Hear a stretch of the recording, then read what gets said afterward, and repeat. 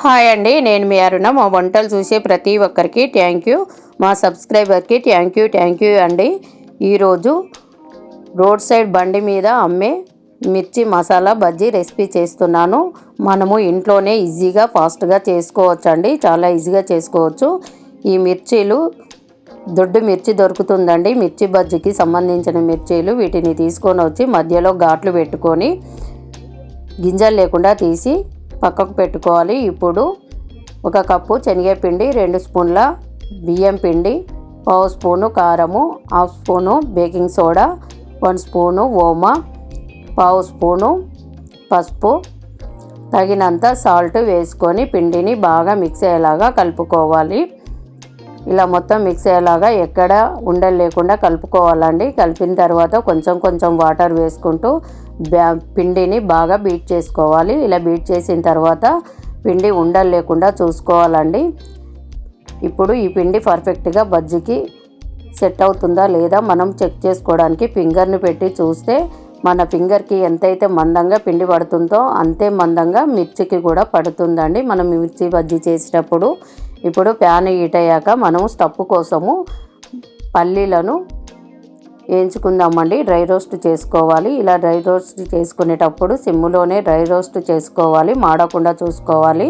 ముందే నేను చింతపండు నానబెట్టి పెట్టానండి. నిమ్మకాయ సైజు చింతపండు నానబెట్టాను. ఆ చింతపండులో పల్లీలు, చింతపండు, కొంచెం ఓమ వేసుకుంటే ఫ్లేవర్ అనేది చాలా బాగుంటుంది.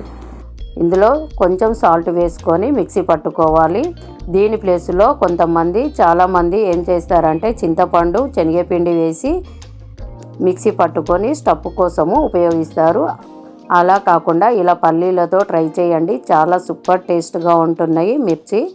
ఈ మిర్చి 2-3 తినే కాడ 4-5 లాగించేస్తారండి, అంత టేస్ట్గా ఉంటాయి. నేను చెప్పిన స్టైల్లో చేయండి. సేమ్ మనము రోడ్డు మీద తిన్న ఫీలింగే వస్తుంది. వర్షాకాలంలో చల్లగా ఉన్నప్పుడు మనము వేడిగా మిరపకాయ బజ్జీ చేసుకొని తింటే చాలా సూపర్ టేస్ట్గా, హాట్గా కూడా, స్పైసీగా కూడా ఉంటాయండి మిర్చీలు ఘాటు పెట్టిన దాని మధ్యలో మనము పల్లీలు, చింతపండు పేస్ట్ చేసాం కదా, ఈ పేస్టును స్టఫ్ చేసి పెట్టుకోవాలండి. నేను చూపెట్టిన స్టైల్లో పెట్టండి, చాలా బాగుంటాయి. చాలామంది చింతపండుతోటే చేస్తారు, అలా కాకుండా ఇలా ట్రై చేయండి ఈసారి. మీ ఇంట్లో వాళ్ళందరూ చాలా ఇష్టంగా తింటారు. నేను చెప్పిన స్టైల్లో చేసినట్టయితుంటే ఆయిల్ హీట్ అయ్యాక ఇందులో పల్లీలను వేసుకొని పల్లీలను కూడా డీప్ ఫ్రై చేసుకోవాలండి. గోల్డ్ కలరు రావాలి, ఎక్కువ మాడకూడదు ఈ పల్లీలు. ఇందులోనే కొంచెం కరివేపాకు వేసుకొని కరివేపాకును కూడా ఫ్రై చేసి కరివేపాకును కూడా తీసివేయాలి. ఇప్పుడు మనము రెడీ చేసిన స్టఫ్తో చేసాం కదండి, స్టఫ్ పెట్టాం కదా, ఆ మిర్చిని ఇందులో ముంచి నేను చూపెట్టిన విధంగా ఇలా గిన్నె సైడ్ నుంచి మిర్చిని తీసుకున్నట్టయితుంటే వన్ సైడ్ పిండి అనేది ఉండదు. అప్పుడు బజ్జీలను మనము వేడి ఆయిల్లో వేసుకున్నట్టయితుంటే వీటిని హై ఫ్లేమ్లో పెట్టకూడదండి, మీడియం ఫ్లేమ్లో మాత్రమే కాల్చుకోవాలి. లేదంటే లోపల పిండి ఉంటుంది, పైన కాలినట్టుగానే అనిపిస్తుంది కానీ లోపల పిండిలాగా ఉంటుంది. అందుకని మీడియం ఫ్లేమ్లో పెట్టుకొని మిర్చీలను అన్నిటినీ డీప్ ఫ్రై చేసుకోవాలండి. అంతేనండి, మనకు వేడి మిరపకాయ బజ్జీ రెడీ అయిపోయిందండి. ఈ మసాలా మిర్చి బజ్జీని మీరు వర్షాకాలంలో చల్లగా ఉంటుంది కదండి, ఇప్పుడు వాతావరణము వేడిగా తిన్నట్టయితుంటే సూపర్ టేస్ట్గా ఉంటాయి. మనము ఫ్రై చేసిన ఈ మిర్చీలను మధ్యలో ఘాట్లు పెట్టుకొని స్టఫ్ కోసము నేను పల్లీలు ఫ్రై చేశాను కదా, పల్లీలు, సన్నగా తరిగిన ఆనియన్, కరివేపాకును వేసుకొని తింటే చాలా టేస్ట్గా ఉంటాయండి.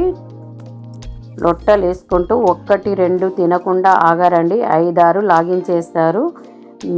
పైనుంచి కొంచెం నిమ్మకాయ రసం పిండుకున్నట్టయితుంటే సూపర్ టేస్ట్గా ఉంటుంది. మీరు కూడా ట్రై చేసి మీ ఇంట్లో మీ ఫ్యామిలీకి పెట్టండి, మళ్ళీ అడుగుతారు. మీకు ఎలా వచ్చిందో కామెంట్ చేయండి. Thank you. చూసారు కదా ఫ్రెండ్స్, మా అమ్మ చేసిన మిర్చి బజ్జీ మీరు కూడా ట్రై చేసి ఎలా ఉందో చెప్పేసేయండి. Please do like, share, subscribe. Thank you for watching.